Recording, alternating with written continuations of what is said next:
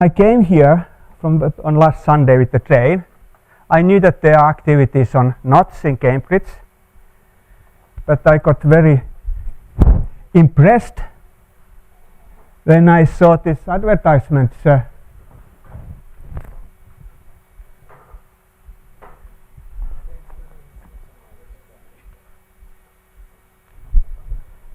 It did work when I tried. Okay.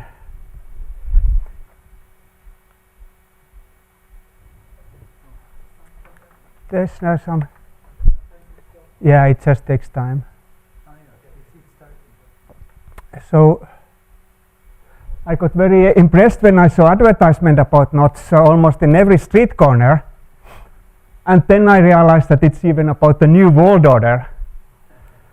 I thought, wow, I better try to improve also the title of my talk to be commensurate with the ambitions of Cambridge this time. What I want to tell you is about the work that I have done with the increasing number of collaborators, where we try to take the techniques of quantum field strings and integrable models to address issues that have a relevance to biological physics. In particular, trying to understand hugely complicated structures like this kind of maybe knotted, maybe linked, maybe not systems. That is to try to explain how proteins that are one-dimensional strings get a shape like this. This is a fundamental problem in theoretical physics I would like to advertise. If you ever read Dirac's paper 31, where he introduced magnetic monopoles and his strings, he formulated there the three fundamental problems of theoretical physics to be used in a little modernized version of his words. First, to understand subatomic forces. Secondly, understand how to combine gravity with quantum mechanics. And he said these two are to be followed by problems much more complicated, like for theoretical physicists to understand what is life. So I like to call this maybe the third Dirac problem. So the objects that I'm interested in describing are somewhat complicated. They have a more complex geometrical structure than simply a wire like the cable. And let me first tell you what kind of different phases can a one-dimensional curve have. The order parameter for describing the phase structure of strings is basically the radius of gyration, the scaling index, the compactness index, how the radius of gyration, or equivalently, the end-to-end distance of a very long curve scales when its length increases. It turns out that if I look for the radius of curvature or the end-to-end distance, it scales in the power of the length of the curve, and the exponent is a universal quantity. The prefactor is something you can in principle compute. It depends on the environment, chemical structure, and model. But the exponent nu can only have 4 different values. One of the value is 1. That's an ordinary differentiable curve. The value 3/5 describes random walk, which is self-avoiding. The value half is what you obtain if you see how the end-to-end distance in an ordinary Brownian motion random walk changes. And then the fourth possible value, and there are no other possible values for this component index, is 1/3. If you think about that a little, you realize that the nu is the inverse Hausdorff dimension. So the value 1/3 would describe space-filling curves. Why are space-filling curves interesting? There are two possible scenarios where the study of space-filling curves could become very relevant. One would be, for example, in the case of fundamental strings. Maybe there is a phase in fundamental string theory where the strings collapse into space-filling conformation. That could be some kind of a new form of matter. And the other is the problem that I advertise here, the Dirac problem of life, that is trying to understand how to solve what the Dirac challenged theoretical physicists to solve, how to describe life.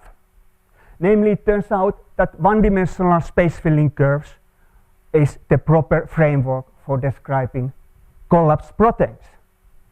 They fit very well into a curve that corresponds to compactness index 1/3, that is space-filling. So what we need to do is to start looking for energy functions that could describe space-filling curves.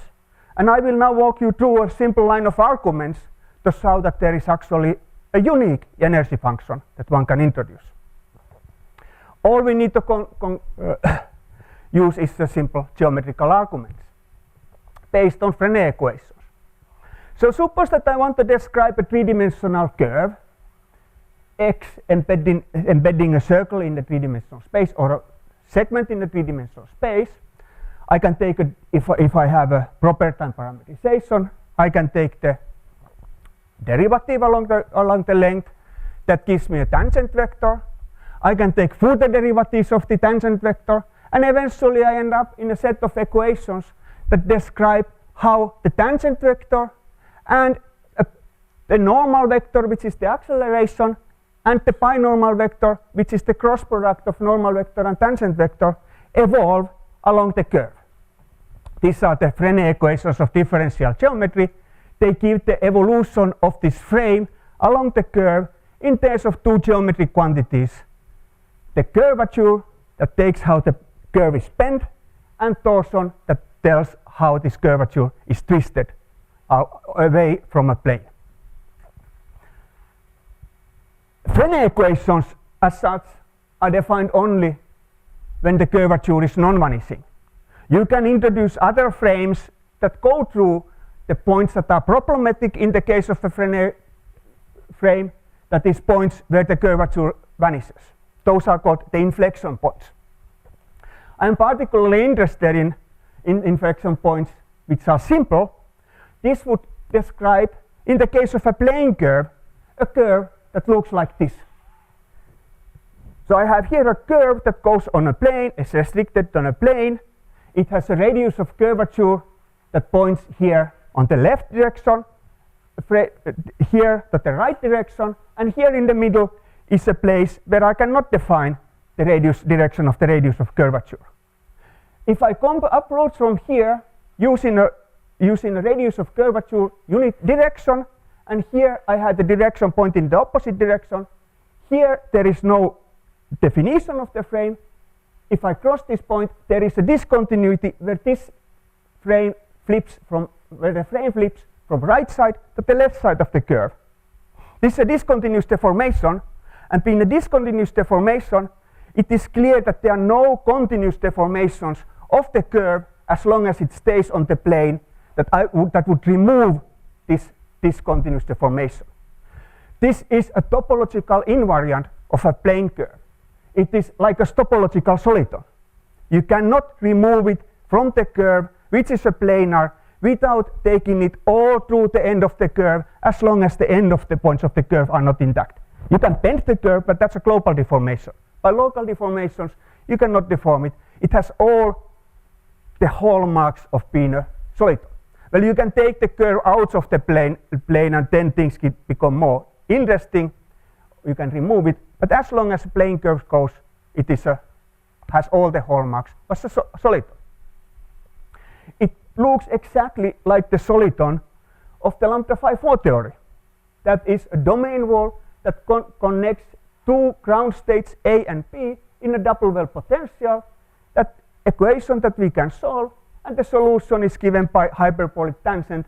In fact, the profile of the hyperbolic tangent is the same as the profile I have here.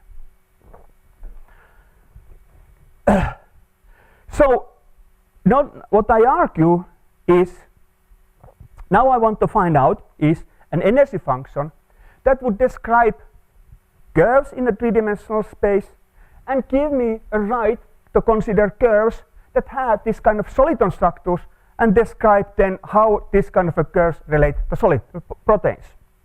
Oh, time goes very fast. Yeah. So I will just tell you the energy function here. How do I derive an energy function? If I have a curve, the curve has no intrinsic frame. I have to introduce the curve, the frame, as an extrinsic property of the curve in order to define the Frenet equations. But it's up to me to define what frame I use here. I can use the Frenet frame, or without changing the curve, I can rotate the frame to another orthonormal frame at each point along the curve. If I do this deformation, I substitute in the Frenet equation, I find out that in the new frame, the Frenet equations have this form.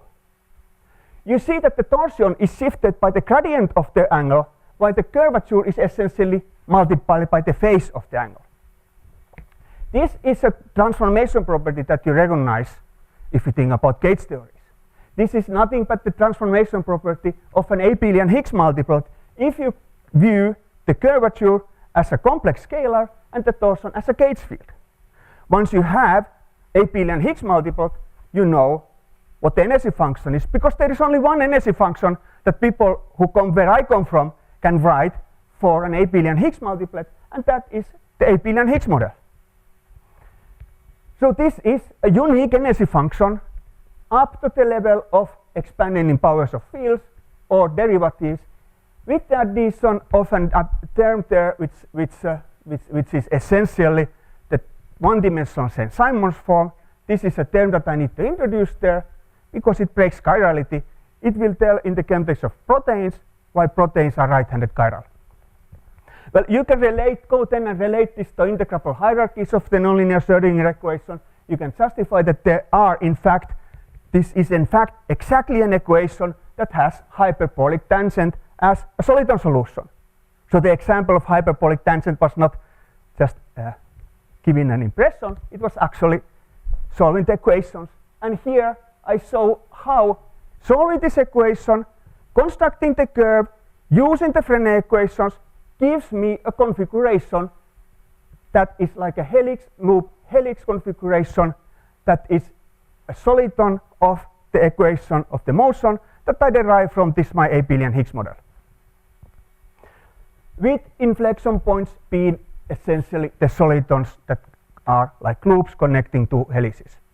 So what we had then done is that we have done then to model proteins using this. Proteins are known to have a modular structure. They are only, even if there are huge number of proteins, they all seem to have very similar forms. They consist of this kind of helix loop helix supersecondary structures put together. And what I want to argue is that the solitons are actually the structural self-organizers that give proteins their folded form. I will now go very quickly because time is going short how I do this technically. We introduce just because proteins are one-dimensional piecewise linear polygonal chains where the vertices are so-called C alpha carbons. Basically, technically, protein is a one-dimensional chain like this. In order to describe it, I had to properly discretize the Frenet equations. I had to expand the concept of gauge invariance. I had to write a discretized form of the abelian Higgs model, Hamiltonian. I will solve it, I can solve it.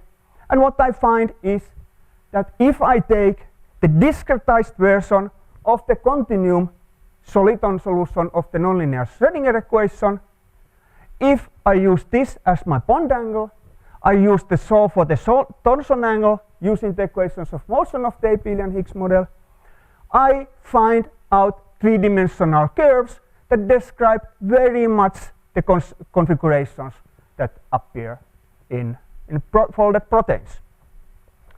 In fact, so impressively that in our work we have been able to describe practically all proteins in terms of a few solitons with an accuracy where the deviation of our description deviates from the protein structure less than the radius of an atom, like carbon atom.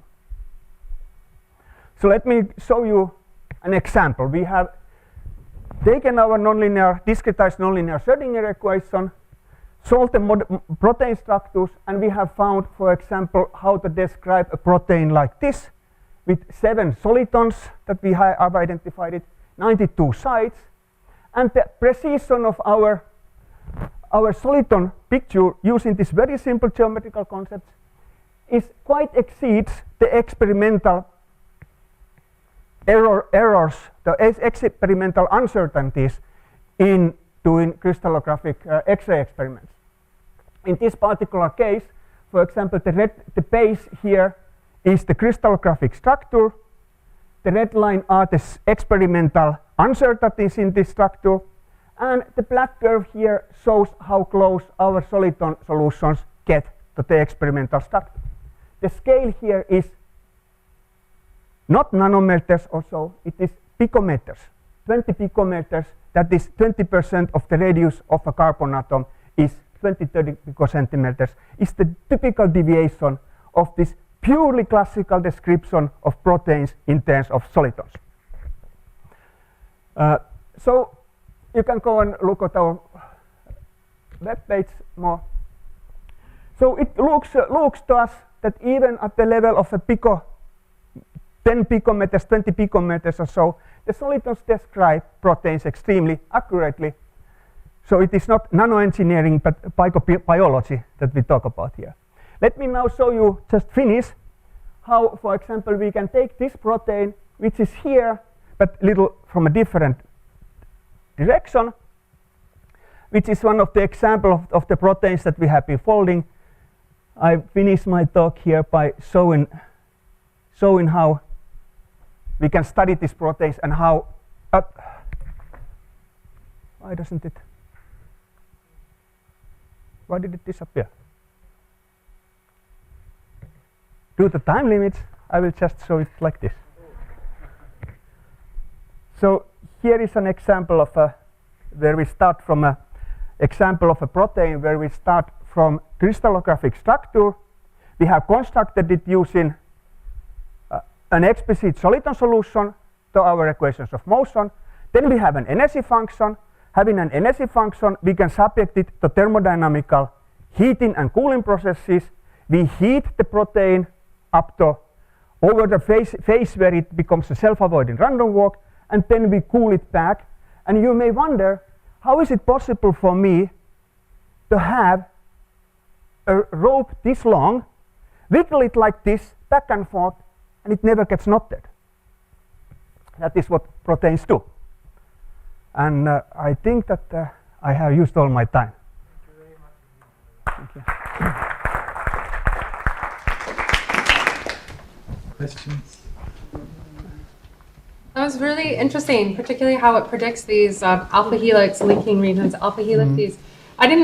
Maybe I just didn't understand how the solitons help describe the beta sheet structures of. Well, if I would have scissors, let me show you what the beta sheet is. There is no difference between alpha helix and beta sheet because let me show you. Take a curve like this.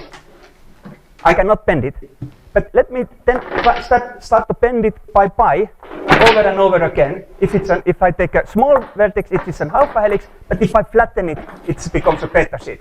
So beta sheet is nothing but a helix that has become flat. But you can describe helices that are either circular, less circular, elliptic, and until they become a beta sheets. And beta sheet is just an ordinary, geometrically an ordinary helix, which is not round like alpha helix, not elliptic like 310, but it is even more flat. So instead of an angle of pi over 2, you increase it to pi. Oh, roughly. So no problem. Conceptually, there is no difference whatsoever. What was the parameter m in the soliton? You had the width of the soliton. What determines that? Well, I have an abelian Higgs model with a spontaneously broken symmetry potential. So you have a coupling constant there for the lambda phi 4 coupling. Then you have the Higgs expectation value. It's the Higgs mechanism basically, the mass that breaks the symmetry that gives you the size, so to say. Can you use this modeling to predict the ways that a protein will fold? Well, that's what this. I have constructed here an energy function No, but I mean, have you done it in specific cases where, you know, people do these competitions, right? Where they, Yeah, I have, no, yeah, that is, well, this is a new project, and what you need to do is that the protein is a chain of amino acids, and there can be at each site 20 different amino acids. At the moment, I have not yet tried to work out a library between solitons and the amino acids, but that is you know, one of the ambitious projects that I try to do. But that is, of course, something that nobody can do at the moment. So I will. it'd be very exciting to see it done this way. So, Nick. When you discretize your model, Why not? when you discretize your model, do you have to put in by hand the gaps between the solitons, the length of the gap between Yeah, the that solitons? is one of the impressive things. Things in yes, you know, you have to put the atom the difference between the vertices. You have to fix to 3.8 angstrom. That's the scale. If that were Are they all the same? Are they all the same? Yeah, they are all the same. The variations are extremely simple. I mean, small. I think you can use 3.74 plus or minus very little difference. The only difference is so-called CIS proline, which has 1.8 angstrom. But in all the other cases, it's always the same. Proteins, even though their complexity, they have an extremely uniform structure that makes this kind of a work possible. Thank you very much again. And